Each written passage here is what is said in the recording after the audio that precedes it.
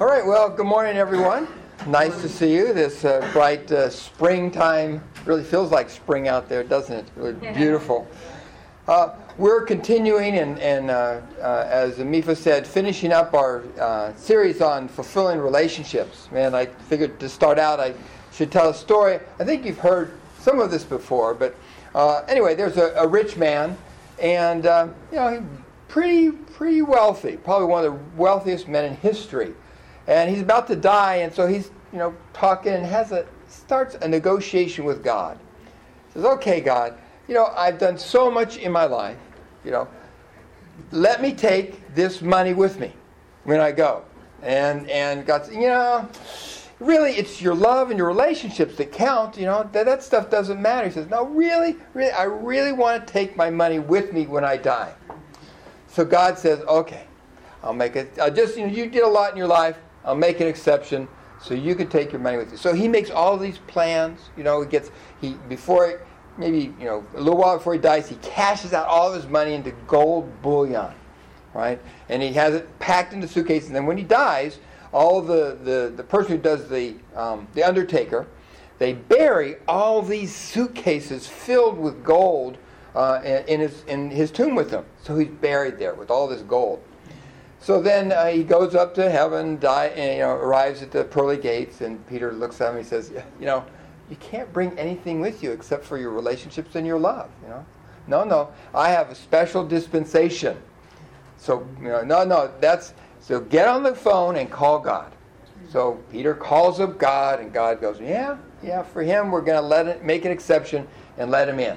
Right? So he said, but Peter goes, "This is really curious. I've never ever seen this kind of exception made. So can you just show me what's in those suitcases?" So he goes over and opens up the suitcases and looks at the suitcases and looks at the guy, looks at the suitcases again. And he says, "Why did you bring pavement to heaven?" Because everybody knows the streets of heaven are lined with gold, right? So no shortage of gold, right? Gold? Who needs gold? It's everywhere. Anyway. So, now that we've gotten off on a right foot here, we've been emphasizing the importance of relationships all over this series. Relationships are at the core of God's design for our life. Design, and not just our lives, but the design of the universe. Everything is built on relationships, from the way that molecules and atoms interact with each other, to the way our organ systems work, and the way people interact. God designed the universe to exist because of relationship. Now, because God designed the universe to exist through relationships, the key to a fulfilling and happy life is also relationships. So that's why we were looking at the different qualities and how can we improve the quality of our relationships in all aspects of our life. And finally, the third reason is because the foundation for a heavenly kingdom, a world of true peace and true love, comes from relationships that are filled with love and truth and goodness. So in the unification perspective, the divine principle, we talk about the three great purposes. Well, I kind of want to re-examine those and just talk to them. We've been exploring them from the perspective of relationship. So what's the first great purpose in life? It's to grow up and become an individual of true love. But that's on the foundation of a relationship with God, our Heavenly Parent. So that relationship we explored in the very first session in this series. And we looked at, how do we build that relationship? We spend quality time with God. I hope you guys have this all memorized, right? Spend quality time with God, invest in studying God's truth, the scriptures like that, practice loving others, service, living for the sake of others, and sharing our testimony with other people in the world around us. So this is the first relationship in our life. Well, second, we spent a number of weeks exploring this second great purpose, which is called multiply, but basically to build relationships with the people in the world around us. And of course, the very beginning place is within the families and with marriage. So we talked, the first session was on marriage and the importance of marriage as the foundation for family, but also the importance of developing skills of communication and relationship and investing in our marriage relationship, and how important marriage is for a healthy society and for the kingdom of heaven. And then we talked about, actually, James gave a talk on the family and explored the how we learn the lessons of love. Family is the school of love. Now we, as a family, we learn and we teach. Parents are teachers, and sometimes we're learners. And the young people are receiving and learning and guided by our examples, by our life. Always teaching, always learning. And then we spent a couple of weeks exploring friendship and understanding how from the Unification's perspective, where our tribe of people, the people that we have relationships with, the people that we care about, that we love, they are our tribe. They are the people that we want to be making a positive difference for. We want to be helping in our lives. So we explored a lot of those details of the relationships with our tribe and how we can make a difference and improve our effectiveness in living for the sake of others and serving others. And then we had James spent some time exploring love, right? Because all these relationships are built on a foundation of love. And his sermon was, love is a verb, right? It's not a passive thing. It's something that we actively take. It's a commitment. It's an action we take, and often involves sacrifice, the willingness to sacrifice ourselves even for the benefit of others, even at the sacrifice of ourselves. And then last week, actually, we had a great experience, right? When we had the young people, they shared about getting outside of your comfort zone, right? So a lot of these relationships are about getting outside of our comfort zone, and they did a great job of not only talking about it, but showing an example, right? They got up front, certainly outside of their comfort zone. But I really appreciate Anna Chisholm and Naomi Scharf for getting up here and pioneering the way. And actually, next week, we have something else to look forward to, because we're going to have the young people again, different two young people, sharing and giving the message next week. So all this comes around to, there's one component that's missing. So we've talked about our relationship with God. We've talked about our relationship with people, from marriage and family and to friends and our tribe. So what's missing? Creation. Everything else. All the other things that exist in life other than people. So now we want to explore that relationship that we have with creation. And while I was doing this, I did a little research and study and found an interesting story. God designed us to be the loving lords or rulers or stewards over all things in creation. And there was this special chapter that was I think it was newly discovered or something, the book of Genesis. And it really explains the reason why we have pets. How many people have pets? We have pets in our life, right? So it was in Genesis, the story goes that, Adam strolling along, having a good time, and he sees guys, says, God, you're not here all the time. He says, yeah, well, I'm not going to be here all the time until you grow up. You have to become one heart and mind with me when you mature. But, while you're growing up, I'm not going to be here all the time. He says, well, I feel lonely sometimes, and sometimes I forget how much you love me and care for me. So God thinks about that. He says, no problem. I have a solution. So what does God create? God creates a being that will always adore and love Adam, will just so happy whenever he sees Adam. What do you think God created? Eve. Yeah, maybe it was Eve, but actually it was a dog. Actually, it was a dog. The dog is always, who has a pet dog? They're always so happy to see you. And God says, even when you're kind of selfish or you're not so good or whatever, that dog is going to love you unconditionally. So, oh boy, God's happy. Adam's really happy. So, boy, I feel loved all the time now. And the dog just wags his tail, so he's always happy too, right? Thrilled to be around the master. Well, after a while, the angels, they come to God and say, the dog is doing a little bit too good. Because Adam now, he's walking around so arrogant and prideful and snooty and all kinds of, bad behavior. Not so good. So God says, oh, okay, well, no problem. Let me create someone who will help remind Adam that he's not the center of the universe. So what did he create? Cats, right? Now, apologies to all you cat lovers. I'm sure you appreciate cats, But we know that the cat will look at you and go, okay, you're here to serve me, right? So God created cat to be with Adam so that he would always be reminded that he wasn't always the center of the universe and worthy of adoration. So, since the cat wouldn't obey Adam, right? Cat is going to do whatever a cat's going to do. So, Adam learned humility, and God was happy. And Adam was improved. He did better. And the dog was always happy, was thrilled. And the cat didn't care. Everything was fine with the cat. So, here's from the book of Genesis. Our Father God guide us in terms of our responsibility. He says we are meant to have dominion over the fish of the air, over the birds of the sea, and over every living thing that moves on the earth. Because the three great blessings. Sorry, I said that wrong. Fish of the sea over the birds of the air, right?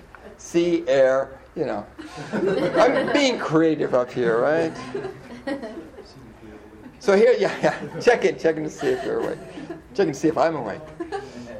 Here's Father Moon. Actually, this is from St. Paul. And he's talking about, that's the ideal, is this dominion of love over all things in creation. But the reality is somewhat different. And here's St. Paul in Romans. It says, for the creation waits in eager expectation for the children of God to be revealed, in hope that the creation itself will be liberated from its bondage to decay and brought into freedom and glory of the children of God. We know that the whole creation has been groaning as in the pains of childbirth right up to the present time. So here's Father Moon commenting on that. He says, as we know from the book of Romans, all things are in lamentation, suffering, sighing that they are in the hands of wrong ownership. For the ownership to come into the hands of God, or the country of God's dominion, it has to become dominated by true love. True love is what all things want. They are really disappointed and sighing because they are the prisoner and slave of unrighteous ownership. So, there's an interesting statement that all things want true love. Things in creation experience joy, experience fulfillment in their lives. Maybe it's not the same level that we experience it. The key to that, the key to experiencing joy, even for those little molecules and atoms, that rock that's out there in the back, or that plant, or those pets, or those animals, everything exists to serve a higher purpose. In order to be fulfilled in life, things need to contribute to something larger than themselves. This is God's design of the universe. And it applies to us as human beings. Of course, our greatest fulfillment comes when we're contributing to something that's bigger than just myself. But also, all things of creation exist for something larger. Here's how Father Moon describes it. He says, all existing beings, no matter how small, from the mineral kingdom to the animal kingdom, want to become object partners that can receive God's love. All atoms are essentially elements of love, which makes them want to be absorbed by minerals. Minerals, having absorbed these elements of love, want to be absorbed by plants. And it continues. This process continues on to higher and higher levels until it reaches the human level, the level of beings in the position of God's object partner of love. Lower beings are absorbed by higher beings. By being absorbed, they attain higher value and become higher beings. So this is interesting. Everything builds upon this level, contributes to the next level, which contributes to the next level. Ultimately, the highest level is all things exist and experience joy through relationships with human beings. Now, Paul says all things now are suffering in decay as prisoners and slaves because they're not able to fulfill that purpose. They're not able to truly reach that that ultimate goal of existing and participating at the highest level, to experience the highest level of fulfillment. So there's two concepts that I just want to go over, and this is the key that I want you to remember today, is that in our relationship with creation, the divine principle talks about we have two purposes, like a dual purpose. One is to care for and love things in creation. So that we call this kind of the individual purpose. We take care of the things in creation, even our own lives. Taking care and loving. This is actually our first mission in taking care and relating in relationships with everything, all the things in the world. And the second part of that is not just taking care of things, but taking care of things so that they can contribute to a higher purpose. We are actually the key instruments of God to allow everything in creation to experience God's love, to experience greatest joy and fulfillment. So every step of the way, we're loving and caring for things, but also we're using those things to make the world a better place, to increase the scope of love, to expand their participation in this universe. So here's a couple of examples. What's the one thing in this universe that's the closest to each one of us? My body, right? This old body got to carry us around for a number of years, right? It's a physical body. It's a thing. It only lasts for so long. We're going to die. But this body is what grows our spirit, that nourishes our spirit. It's through this body that we're going to be able to grow spiritually. Who we are is truly the eternal spiritual being. But our body is a great treasure for each one of us. So, the first mission, we have to take care of that body, right? And especially, I tell you, when you get older, this is advice for you young people, take good care of that body, because you want to get a lot of mileage out of it. Now, if our whole life is just about taking care of my body, I do exercise and stuff so I can stand in front of the mirror and go, oh boy, I look so good. Actually, I don't do that. But anyway. If we do that, how much joy are we going to experience? Oh yeah, I'm having a lot of fun. I'm looking really good. So what? Right? So what? The reason I want to be healthy is because the second part of that is so I can use this body to make a contribution to something higher than myself. That I can use this body to bring joy to other people. That I can use this body to bring about change in the world. That I can use my voice to share things. That I can use my hand to hammer, to build things, to be a creator. Our body is an amazing tool, but if this tool isn't put to use serving a higher purpose of love and joy, then it just decays and is empty.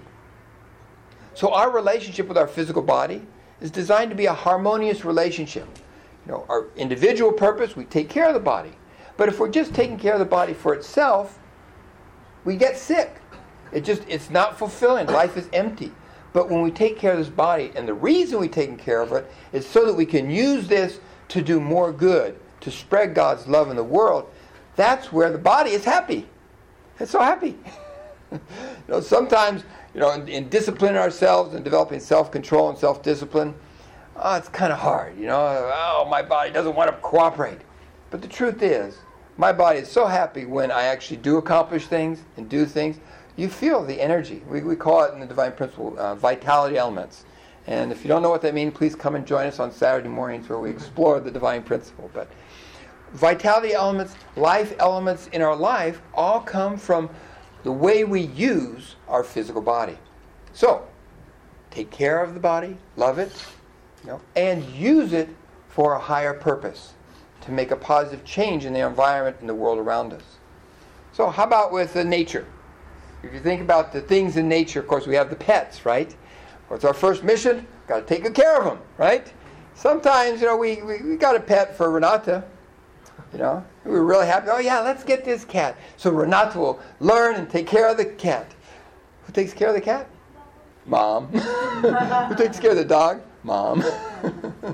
But anyway, what's our mission in life? In relationship with things, we need to take care of them, right? Care for them. But why do we take care of our pets and animals?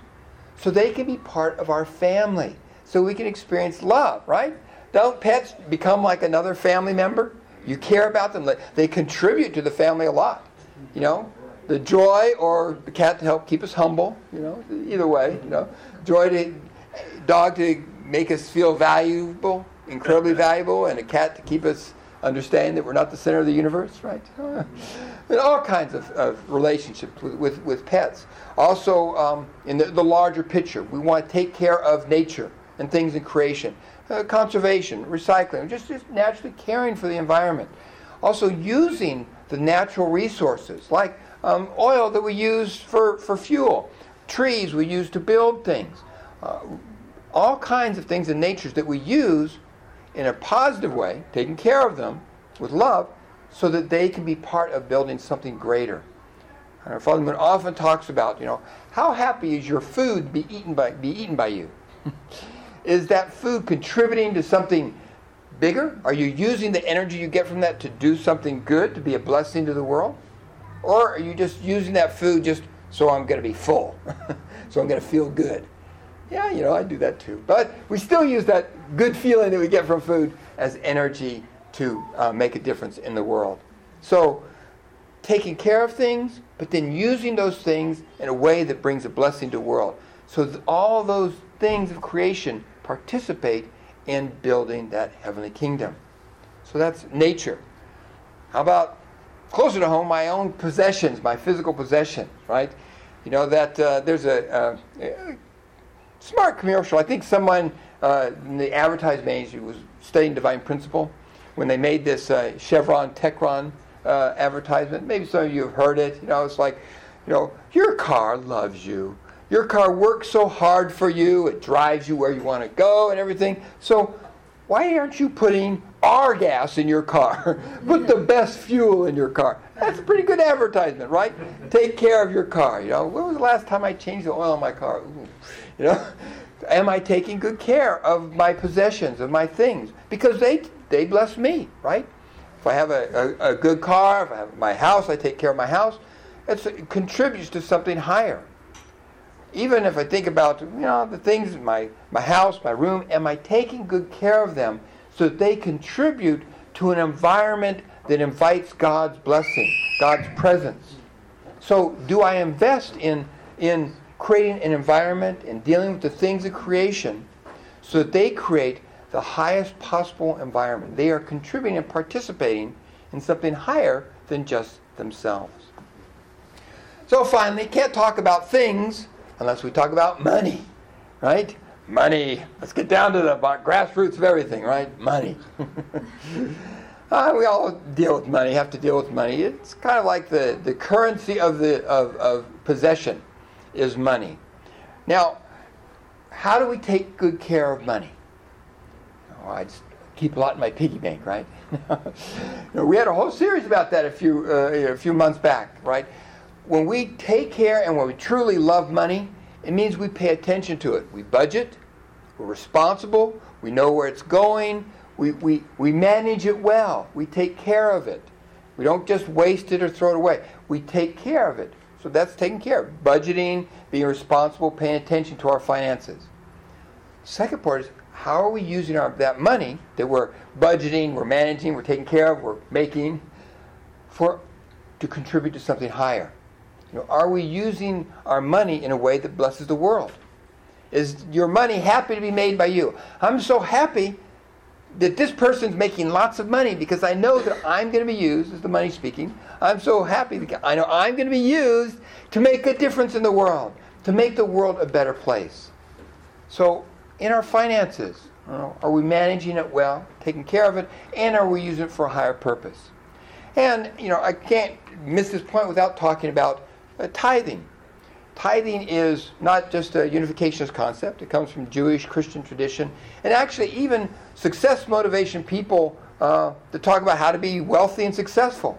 They all talk about the importance of committing 10% of your income to God or to something higher than yourself, to making a contribution to something higher than yourself. From the religious perspective, that 10% doesn't even belong to us. That 10% is God's money. It's It's not even my money. I have 90% to work with. That 10% isn't even mine. It belongs to God. Now, if you tithe to the church here, 10%, great, wonderful. But even if you don't, I encourage you, absolutely, you must see that 10% does not belong to me.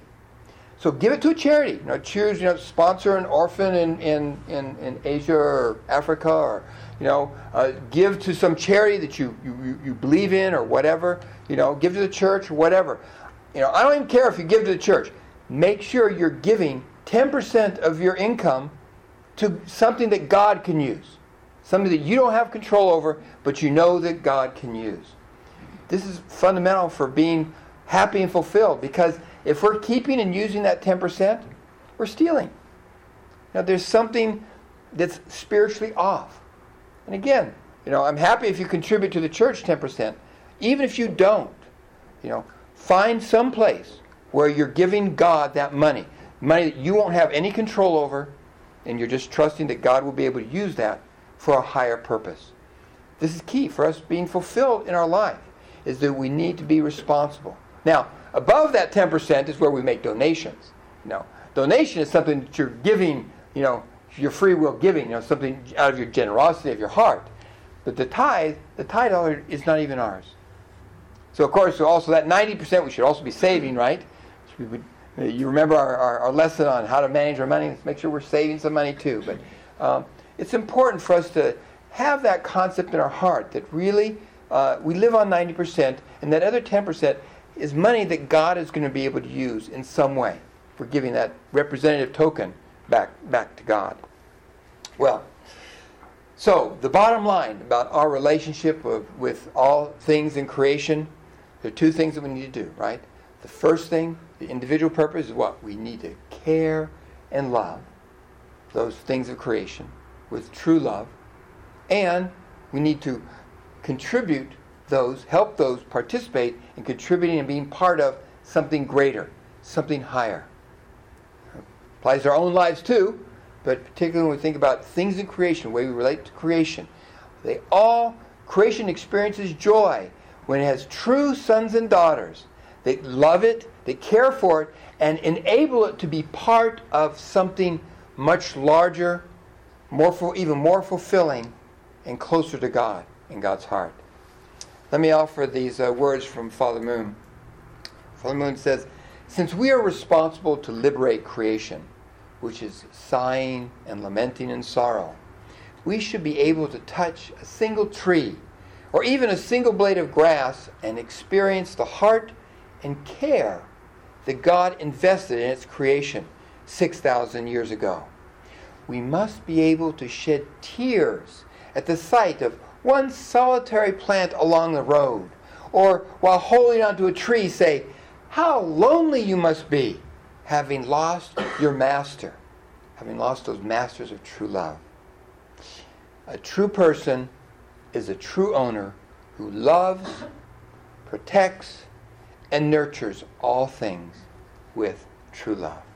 So let's be people in our relationship with things of creation that care and love for them and enable them to experience fulfillment and joy by contributing to something larger than themselves. Please join me in prayer. Good morning, Father, Mother, God, our loving Heavenly Parent. We have so many blessings in our lives, and sometimes we forget to be grateful for the incredible abundance, especially living here in America. We have such wealth. Even the poorest person in America is so much wealthier than many people around the world. Heavenly Parent, we want to be faithful, true sons and daughters that return to you and fulfill the hope that you have, that all things in creation could find fulfillment, could find joy because of their relationship with true sons and daughters, with people of true love, owners who live for the sake of others, who live for a higher purpose. Heavenly Parent, as we look at our lives, I pray that each one of us, as we even reflect in this moment the different aspects of our lives and our relationship with the physical world, with our physical body, with our possessions, with money, with the nature and the beautiful creation around us. Heavenly Parent, pray that you can speak to us in this moment, even in our hearts, to see where do I need to make the next step in moving your love, expressing your love to this world, and using the amazing abundant blessings of things in creation that you've made available to us for the purpose of multiplying love and goodness in this world.